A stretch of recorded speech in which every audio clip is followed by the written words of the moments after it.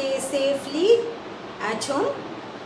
So I am starting the last topic of the Gauss's theorem chapter, that is electric field intensity due to a uniformly charged sphere.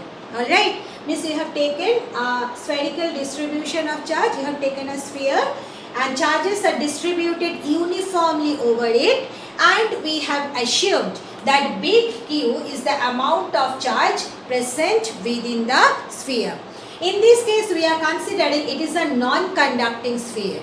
And what is the speciality of the non-conducting sphere? In non-conducting sphere, unlike the conducting sphere, charges do not only reside on the surface. Alright, charges are distributed in the entire volume of the sphere. That is the difference between non-conducting and conducting. So first of all, we will do for non-conducting, then I will do it for conducting.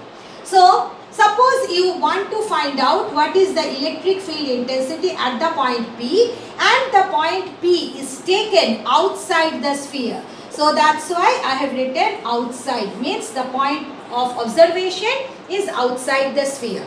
So how you can do it? You will apply the Gauss's theorem.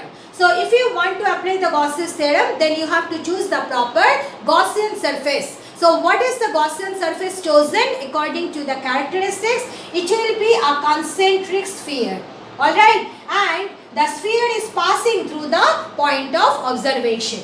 Then I have taken a small surface area ds over there, and you see here from the symmetry of the diagram, the electric field intensity and the area vector ds, they are acting in the same direction. So if you apply Gauss's theorem, what you can write, that integration E dot gs is equal to q upon epsilon naught. What is q here? Small q I have written. Small q is the charge enclosed by the Gaussian surface. So here in this case you see the charge enclosed by the Gaussian surface is equal to the entire charge present in the distribution.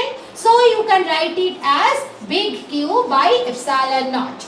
Now come to the left side, E dot ds. E and ds, they are in the same direction. So what will be E dot ds? It will be simply EDS. Okay. Now you know that as the Gaussian surface is symmetric about the distribution, so on the Gaussian surface at every point electric field intensity magnitude is same. So what you can do, you can take E outside the integration. So you are getting E integration gs is equal to q upon epsilon naught. So if you apply the concept of the calculus, integration gs is nothing but the area of the Gaussian surface. So what is the area of the Gaussian surface? Look at the diagram. R is the radius of the sphere. So it will be 4 pi r square. So one can write it as E is equal to 1 by 4 pi epsilon naught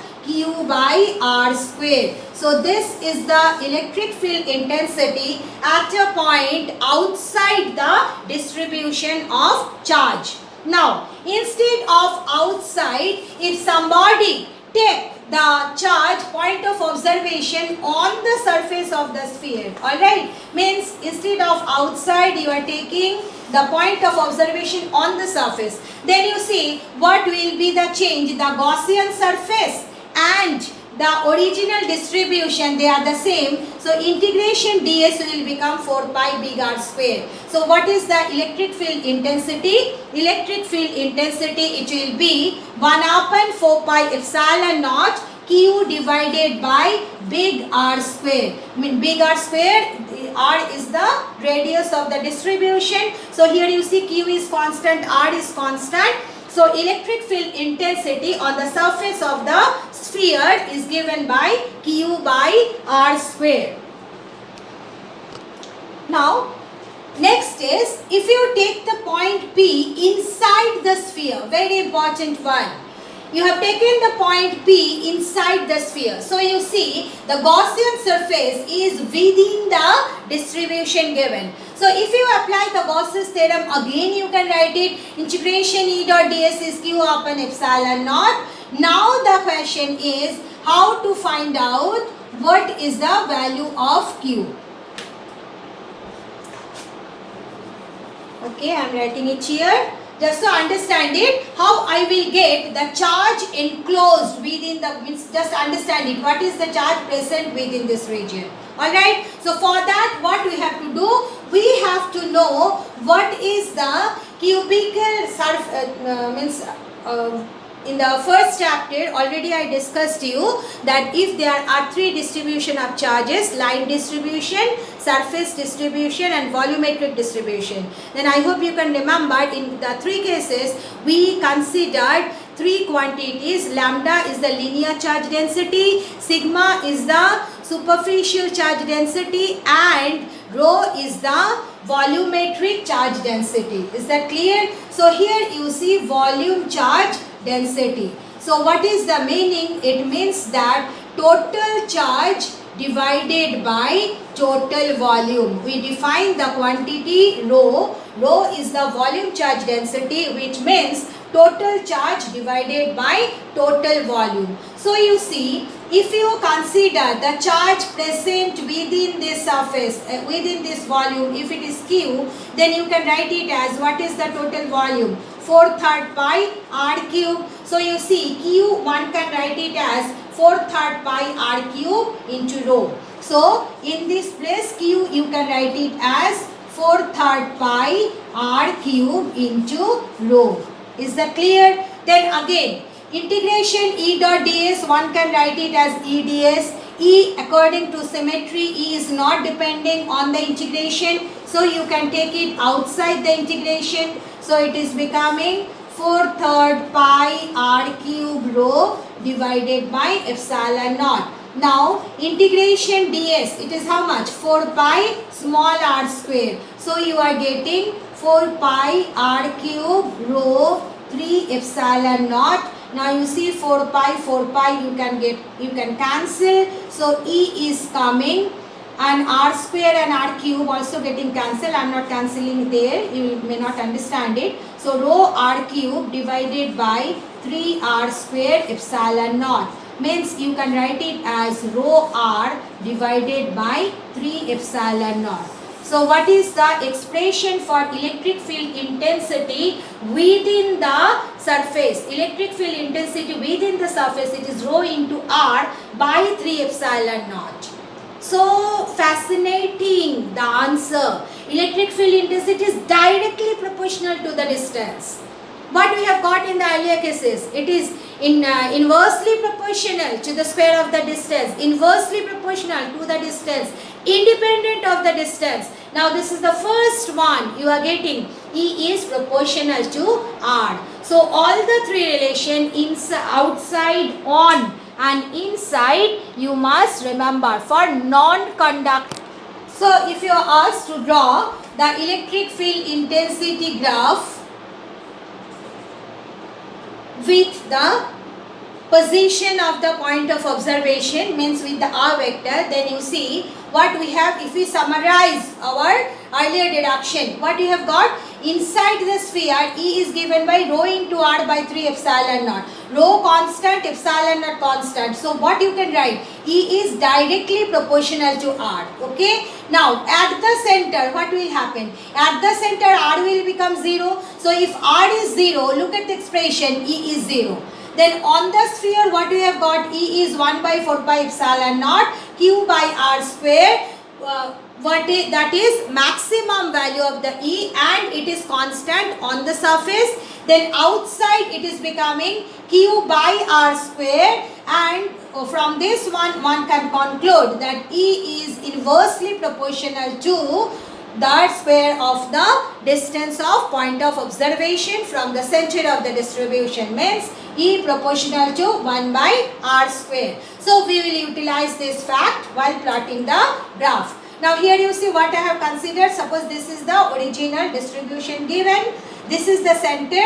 So we have taken the axis vertical axis means the e-axis along this line, okay, and this is the x-axis where we have plotted r on both sides. So you see what we are getting, at the center e is 0, so this is the point r 0, so this is r equal to 0, e is 0. Then what is happening till the surface, e is directly proportional. So directly proportional means if you consider the graph, it will be a straight line, okay. So you see from r equal to 0 to r equal to r, on both sides you will have, please you try to draw a symmetric diagram. So you see what will happen, r is directly proportional, so you will get a straight line. Then on the surface means here E is maximum, and what is this value? The value is 1 upon 4 pi epsilon naught q by b r square. After that what will happen? It is inversely proportional to r square, means it will be a curve like this, and try to draw the symmetric curve on both sides. So this is the diagram for non-conducting sphere. Is that clear? Now instead of non-conducting sphere, if you take a conducting one. Now for a conducting sphere, what is the difference? That the charges are over the surface. There is no charge within the sphere. Alright. So what will happen if you consider outside what will be the expression? Will be the same, just like the non-conducting sphere, means it will be q by r square. Then on the sphere what it will be? It will become 1 by 4 pi epsilon naught q by r square.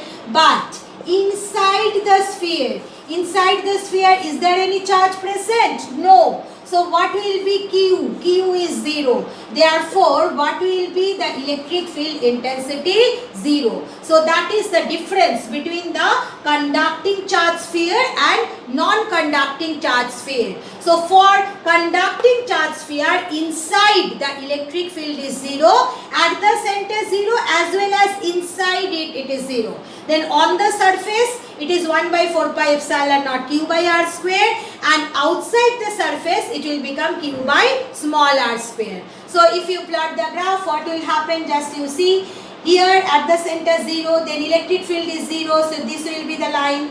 Then at the surface, on the surface electric field intensity is becoming maximum. Then outside the surface it is proportional to 1 by r square, so it will be a curve. So this is the E versus R graph for a charged conducting sphere. So that's the end of the Gauss's theorem chapter. Very important chapter. So what you are supposed to learn and remember, that is the statement of Gauss's theorem. Very important. Mathematical expression of the Gauss's theorem, integration E dot ds q upon epsilon naught. Then the proof of Gauss's theorem and the application of Gauss's theorem as I discussed. And along with the application, these graphs also you must learn and prepare. Okay, so kindly practice all the derivations at home properly and honestly. Thank you, girls.